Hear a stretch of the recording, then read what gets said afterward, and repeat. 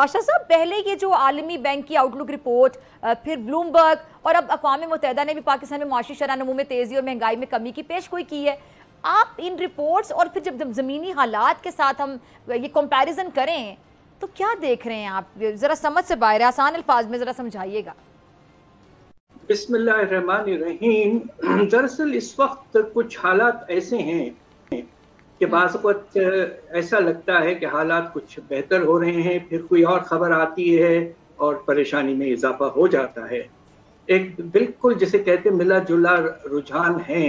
अब आपने world bank के जो रिपोर्ट है उसमें जो उन्होंने फोरकास्ट किया है उसके बारे में अगर आप ये देखें तो वो ये कह रहे हैं कि इस साल शरह नमू जो है वो सिर्फ 1.8% होगा। यानी कि जब आप ये देखिए कि हमारे पिछले साल मनफी रहा और इस साल 1.8% सिर्फ, तो यानी कि हमारा जो आबादी का इजाफा है सालाना वो 2.5% है। तो इसके माने ये है कि फी कस आमदनी में अफसोस से कहना पड़ता है कि 2 साल के अंदर 3% से भी ज्यादा कमी आएगी। अब इसके नतीजे में हालात तो यकीनन हमारे जो लोग हैं, खास तौर पे जो मिडिल क्लास के लोग और जो वर्किंग क्लास और गरीब तबका जो है, उनके हालात बहुत हद तक और खराब हो चुके हैं और होंगे। अच्छा, इससे भी ज्यादा होंगे पाशा साहब? जी, यही तो मसला है कि जब आप ये अगले साल का भी वो खींच खांच के कह रहे हैं कि शायद 2 से 2.5% हो शरह नमू, तो ये तो ना होने के बराबर है। लेकिन महंगाई में जो कमी बताई जा रही है सर कि ये 2025 तक शायद 11% तक होगी, उसकी क्या समझ आए? फिर बात दरअसल ये है कि हमारे जो बैनुल अक़वामी इदारे जो हमारे साथ जिनका रिश्ता है वो खुद नहीं चाहते कि बहुत ज़्यादा ख़राब पिक्चर नज़र आए, इसलिए कि पाकिस्तान के हालात ख़राब होते हैं तो उन्हें भी परेशानी होती है कर्जे वापस करने उनके हैं। बात दरअसल ये है कि अब वो ये कह रहे हैं वर्ल्ड बैंक वाले कि इस साल तकरीबन 25% एवरेज रहेगा और अगले साल वो कह रहे हैं कि अल्लाह के फजल से 15% पे आ जाएगा। अब कैसे आएगा? IMF का एक नया प्रोग्राम हम कोशिश कर रहे हैं लाने के लिए 3 साल के लिए। ये शायद हमारे 24वें प्रोग्रामों में से सबसे सख्त प्रोग्राम होगा। अच्छा, इसलिए कि हालात आपके बहुत खराब हो चुके हैं। आपको हर साल तकरीबन 22 से 25 अरब डॉलर की जरूरत है। कहाँ से आएंगे ये पैसे?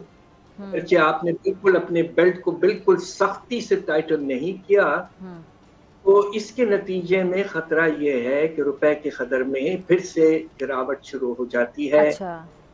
दूसरी तरफ टैक्सों के निजाम में फैलाव बढ़ाएंगे। वो तो IMF तो ये भी कह रहा है कि पेट्रोलियम लेवी आपने लगाई तो सेल्स टैक्स जो कम की है उसको वापस ले आए।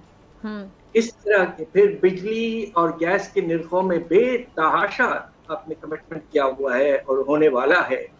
नतीजा ये है कि बस हम ये चाहते हैं कि वर्ल्ड बैंक वाले बिल्कुल तो कह रहे हैं कि ऐसा ही हो 15%, मगर मैं खुश होऊंगा अगर ये 18 से 20% के रेंज में आ जाए। सर, ये जिस तरह मुल्क कर्जों पे चल रहा है और वज़ीर-ए-आज़म साहब भी कहते हैं कि हम कर्ज लेकर तनख्वाहें दे रहे हैं, फिर किफ़ायत शारी का भी बड़ा चर्चा, इसकी भी खुलकर बड़ी बात होती है।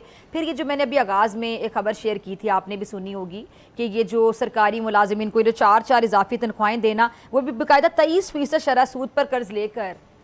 पाशा साहब, ये क्या मामला है? देखिए, इसके बारे में मुझे इल्म इसलिए नहीं है कि अभी तक ऑफिशियली खबर तो आई नहीं है कि ये 4 इजाफा होने वाला है। ये बजट के दौरान ये बात होती है।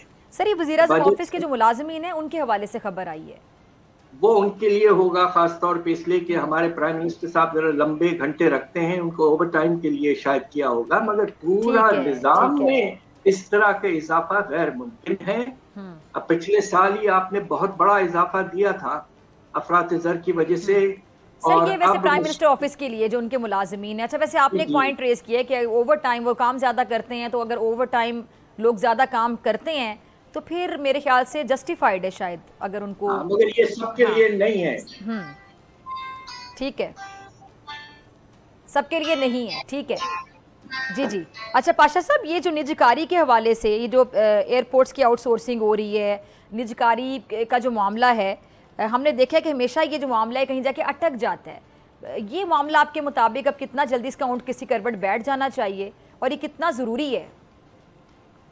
ضروری تو خیر بہت ہے، اور ماشاءاللہ ہم نے اس کو حاصل کرنے کے لیے ایک بڑا زبردست قسم کا ادارہ بنایا ہے جس کا نام ہے SIFC، اور اس ادارے سے فیسیلیٹیشن کاؤنسل. جی جی کاؤنسل ماشاءاللہ امید یہ ہے کہ اس کاؤنسل کی وجہ سے باہر سے انویسٹمنٹ بے تحاشا آنا شروع ہو جائے گا، اس لیے کہ یہ کاؤنسل جو ہے ایز آف انویسٹمنٹ کی طرف ان کا رجحان ہے، اور انہوں نے بڑے اچھے شعبے ڈھونڈ لیے ہیں. مگر بات یہ ہے کہ جون پچھلے سال یہ قائم ہوا تھا ادارہ. جی جی ہمیں بیچ میں خبر یہ دی گئی تھی کہ اگلے 3 سال میں اللہ کے فضل سے $70 ارب انویسٹمنٹ آ جائے گا پاکستان میں.